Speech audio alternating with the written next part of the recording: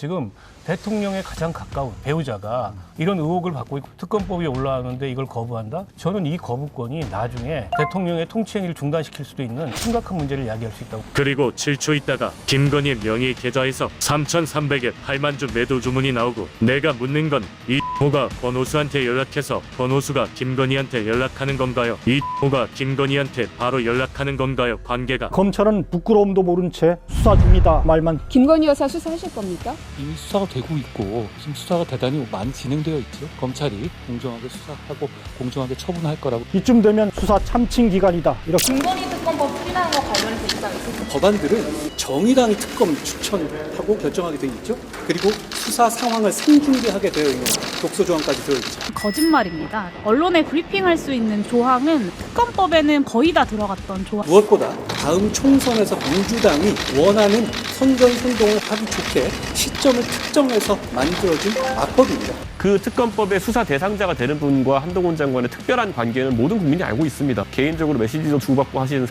일단은 몰카 공작이라는 건 맞잖아요. 잘 되면 노태우고 못 되면 이기붕이 될 건데요. 지켜본 발언이 이기붕에 가까운 것 같습니다. 거부권을 행사하면 재표결할 땐 무기명 투표. 사익을 위해 국민이 준 권한을 남용하는 오만한 권력자를 우리 국민은 결코 용납하지.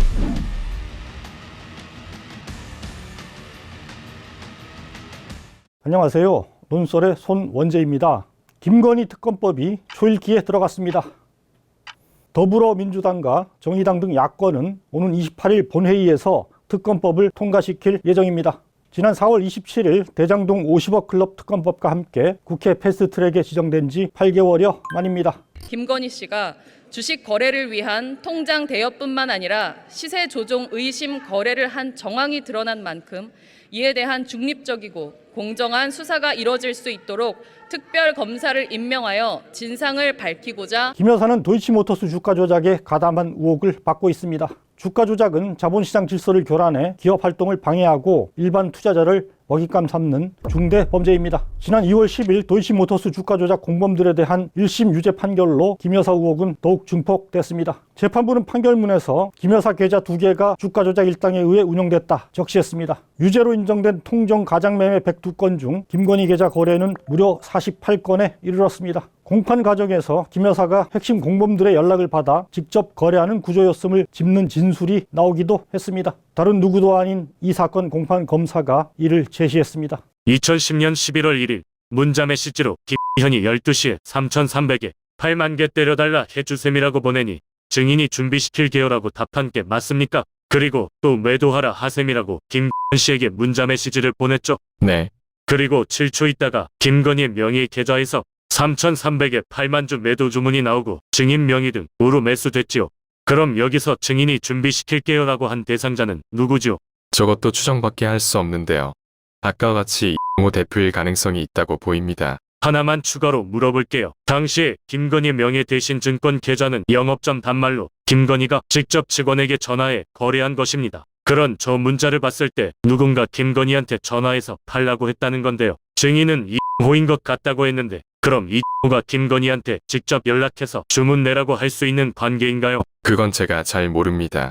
이용호 대표하고 김건희는 제가 알기로는 권오수 도이치모터스 대표와는 다른 채널로 알게 된 걸로 압니다.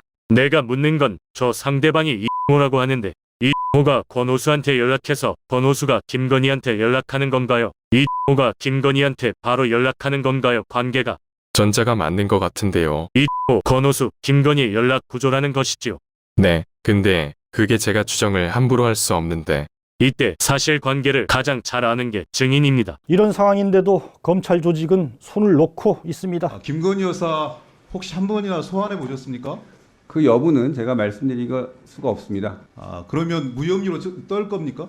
지금 수사가 진행 중에 있습니다. 김건희 여사 관련 건을 동일한 잣대로 공정성 있게 국민들이 보기에 편파성이 없이 처리되고 있느냐? 정확하게 처리하기 위해서 지금 공판 상황도 점검하고. 전에 이 김건희 씨가 도이치모터스 주가 조작 사건 관련된 부분 수사하고 있냐라고 제가 질문드렸을 때 수사하고 있다라고 말씀을 하셨어요.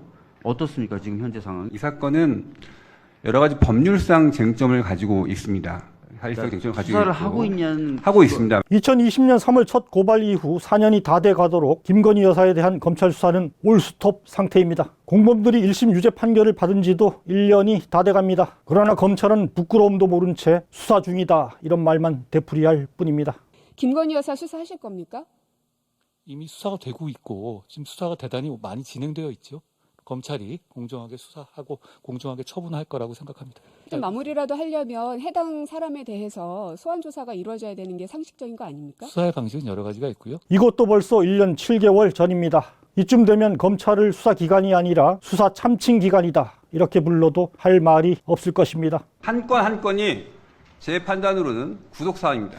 야당 전 정권 수사엔 득달같이 달려들어 집요하게 물어뜯으면서 살아있는 권력엔 눈을 감고 있습니다. 정권의 사냥개가 된 검찰의 비루한 초상입니다. 특검 수사는 이런 비정상을 바로잡고 정의를 바로 세우는 비상수단인 셈입니다. 특검에 반대했던 국민의힘은 막상 특검 법안 통과가 발등에 불로 다가오자 갈팡질팡하는 모양새입니다. 총선을 앞두고 국민 대다수가 찬성하는 김건희 특검에 대놓고 반대하는 건 정치적 자충수가 될 수 있습니다. 그렇다고 특검 통과에 손을 놓았다가는 총선 기간 내내 김건희 수사가 언론의 헤드라인을 장식하는 상황이 벌어질 수 있습니다. 야당 의석이 압도적인 상황에서 국민의힘이 특검 법안의 본회의 통과를 막을 수는 없습니다. 결국 대통령이 거부권을 써야 합니다. 그러나 이는 광범위한 민심 위반을 불러 총선에 치명타가 될 가능성이 큽니다. 지난 10일 발표된 한국갤럽 여론조사에선 윤 대통령이 김건희 특검법의 거부권을 행사해야 하느냐 이런 질문에 거부권을 행사하지 말아야 한다가 70%, 거부권을 행사해야 한다가 20%였습니다.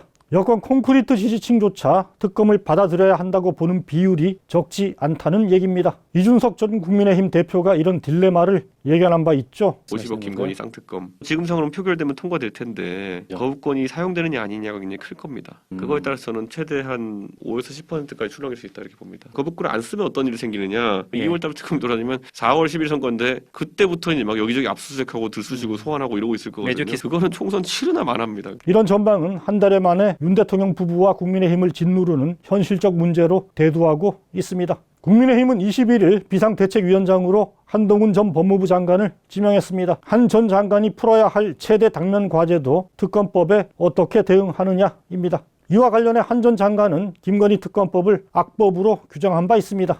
첫째, 법 앞에 예외는 없어야 합니다. 국민들이 보시고 느끼시기에도 그래야 합니다. 둘째, 다만 그 법안들은 정의당이 특검 추천하고 결정하게 되어 있죠. 그리고 수사 상황을 생중계하게 되어 있는 독소 조항까지 들어있죠. 무엇보다 다음 총선에서 민주당이 원하는 선전선동을 하기 좋게 시점을 특정해서 만들어진 악법입니다. 그런 악법은 결국 국민들의 정당한 선택권을 침해하는 문제가 있거든요. 그런 점을 충분히 고려해서 국회 절차 내에서 고려되어야 한다고 생각합니다. 이런 주장은 그동안 검찰과 대통령실, 국민의힘이 보여온 행태에 비춰보면 사실을 왜곡하고 민심과 어긋나는 내용으로 가득합니다. 특검법은 지금 거의 3분의 2 이상의 여론의 지지를 받고 있는 법입니다. 그런데 거기에 대해 가지고 특검법은 선동을 위한 법이고 독소조항이 있다라고 이야기하는 거는 기대에 미치지 못합니다. 밝은 편에 섰으면 좋겠습니다. 법 앞에 예외는 없어야 한다 뭐 이런 발언도 하긴 했는데 그거 뒤에 이제 붙인 게 이제 하고 싶었던 말이겠죠. 선동을 위한 법이다. 정의당의 특검 추천을 문제 삼은 건 얼토당토 않습니다. 김건희 특검 법안은 대통령이 소속된 교섭단체를 제외한 교섭단체와 교섭단체가 아닌 원내정당이 특검 후보자를 추천하면 윤 대통령이 이 중 한 명을 임명하도록 규정하고 있습니다.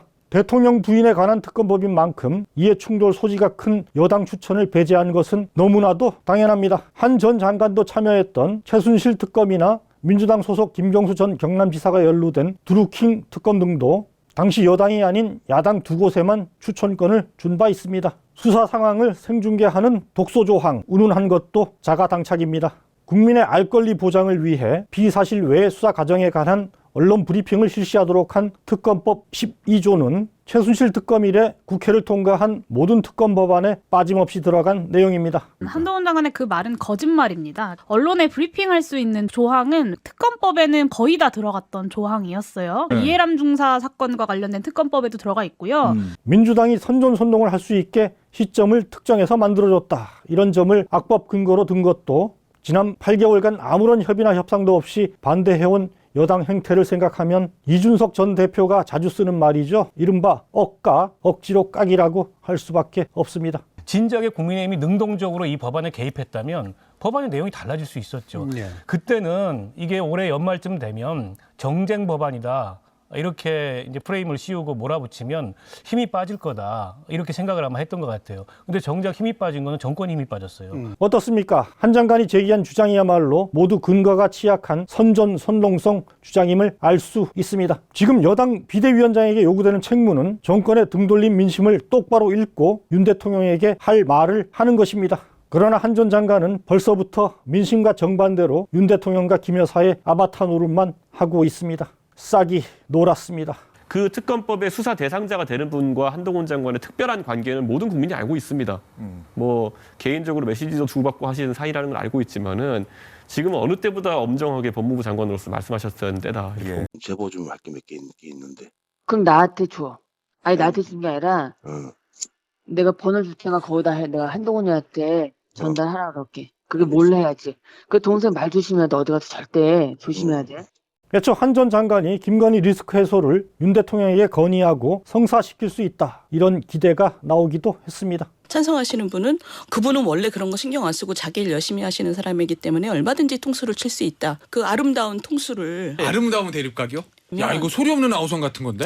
조선일보 등에선 한 전 장관이 자신이 지적한 조항을 빼거나 수사 시점을 총선 뒤로 미루는 조건으로 특검법을 수용할 뜻을 비친 것이다. 이런 해석을 내놓기도 했습니다. 하지만 특검 이슈를 총선 뒤로 넘기고 싶은 자신들의 기대를 담은 아전인수식 해석일 뿐입니다. 지금 한 전 장관에게선 온갖 궤변을 동원해서라도 특검법을 폄훼하고 김 여사를 호위하겠다. 이런 의지만 느껴집니다. 이대로라면 윤 대통령은 또 한 번 상식과 공정, 민심을 저버리고 김 여사를 지키기 위해 거부권을 행사할 것으로 보입니다. 그러나 그게 끝이 아닙니다. 여기에 김건희 특검법의 정치적 특성이 있습니다. 양국관리법 등 정책적 법안에 대한 거부권 행사와 달리 자신의 배우자의 중범죄 의혹에 관한 대통령의 거부권은 거대한 정치적 후폭풍을 불러올 수 있습니다. 일부에선 출석 의원 3분의 2 찬성이 필요한 국회 제2에 붙여지면 총선 치명상이 예상되는 여당 수도권 의원을 중심으로 반란표가 나올 수 있다. 지적도 나옵니다.